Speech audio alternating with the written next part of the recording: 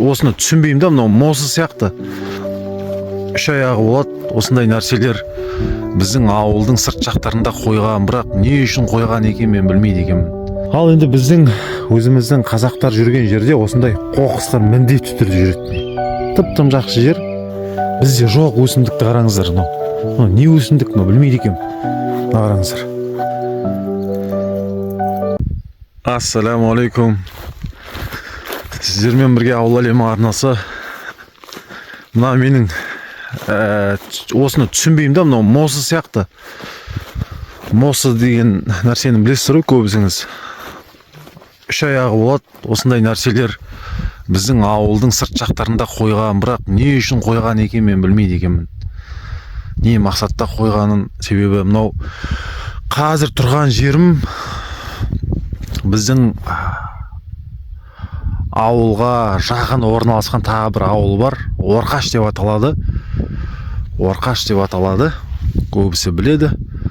Біз Мұғалжар ауданына қарайтын ауыл. Біздің Радник, Бұлақты ауыл деген сияқты. Сол жердің территориясында тұрмын. Сол жерге кірген кезде міне территориясына осындай мосыға көзім түсті. Комментарияға жаза кетіңіздер, егер білсеңіздер не үшін қолданатыны, не мақсатта екені. Қызық болып тұрмаған өте. Сіздерге де қызық болады деген үміттемін. Үлкен адамдар білетін шығар деген ойдамын. Сейт ұстамайды екен мына жақтан. Енді мына жердегі табиғатқа қараймын мен негізі жүрген жерлерімде. Мынау керемет екен, сондай бір, не дейміз жаңағыдай, леса паласа дейміз ба, сондай бір атауы бар еді.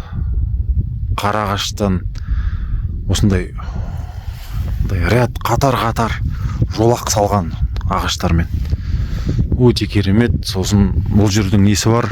Кішігірім қорықша дейміз ғой. Кішігірім орманы бар Орқаштың. Ішінде қарағай бар. Көптеген аң құстар мекен дейді. Біздің Радник, Бұлақты ауылында жоқ аң құстар бар. Мен өзім ішіне кіріп көрген жоқпын. Бірақ крем деп отырмын қазір. Алла қаласа. Қалай болады екен. Енді мақсатым неге бұл жаққа келдім мен, енді тек әшейін жүрген жоқпын. Біздің ауылдың бір азаматы ағамыз күрең қасқа айғыры бар еді алдында. Соны осы видеоға салған едім арнама. Сол күрең қасқа айғырдың алдында бір алты бас байталы, 3 құлыны бар. Сонымен 10 бас жылқы іздеп жүрмін.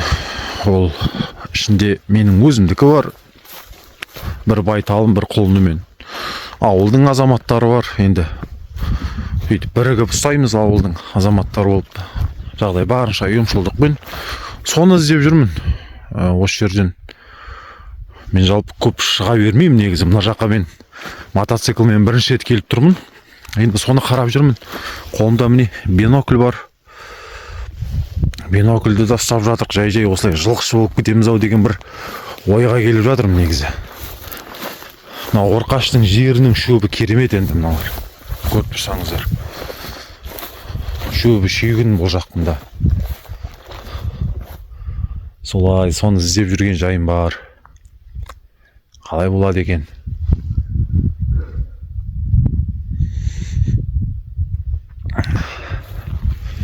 Енді бензинді да 5 болмай шығып кеттім ауылдан таңғы. Сосын бензин алатын бір жері бар еді.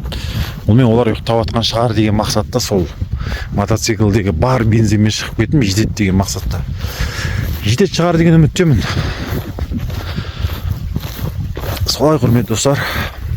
Қазір тапсам, Алла қаласа, міндетті түрде видеосын салам. Қатты ұзақ кеткен олар деген. Не себепті ұзаған? Қараңыздар, қай жерде жүрсеңдер де қоқыстан әйтеуір қоқыс сауылады.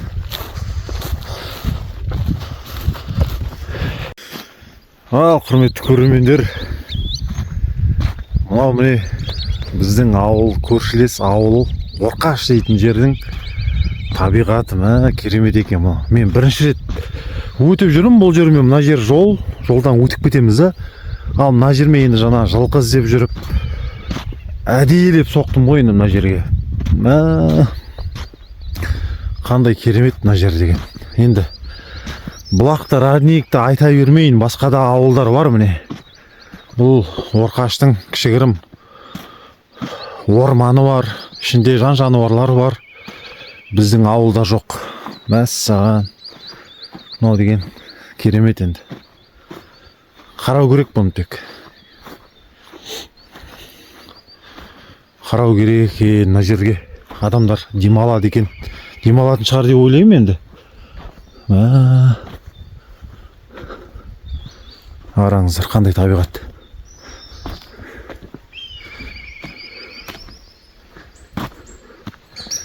Неше түрлі құстар, үйрек жүзіп жүр ан жақта. Ал судың тереңдігін білмейді екенмін. Мына жерге түсе ме адамдар, түспей ме? Ол жағын білмеймін. Ал енді біздің өзіміздің қазақтар жүрген жерде осындай қоқыстар міндетті түрде жүреді. Тып-тым жақсы жер. Киімін тастап кеткен, пакет тастап кеткен. Қандай керемет жер мына жер. Жағасын қараңыздар. Құм мынау. Мәссаған.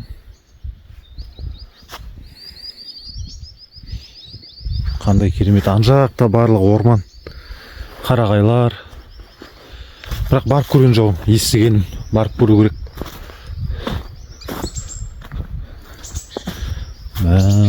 Дүпцу ағаштарына қараңыздар. Қандай керемет. Дауысты қараңыздар.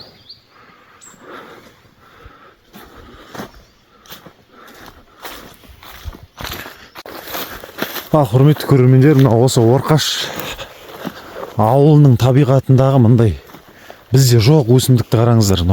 Не өсімдік, білмейді екем. Қараңыздар. Осындай тікен, тұқымы шығар енді мынау. Кәдімгідей бәппек деген. Адамның бойынан да үлкен. Біздің ауылда ондай жоқ. Қарасаңыздар. Мынандай өсімдіктер бар, мына қараңыздар. Біздің ауылда жоқ мындай. Мәссаған, атауларын білмейді екенмін. Өрмекшінің торын қараңыздар. Қазір көрінбейді шығар видеоға. Қарасаңыздар. Жоқ өсімдіктер бар екен. Жапырақтарын қараңыздар. Атауларын білмейді екенмін ешқандай. Бірінші рет көріп тұрмын мындай міне. Жақ көрейінші. Қараңыздар. Мынау деген желпі болады, ұстасаңыздар. Жылып алып тек.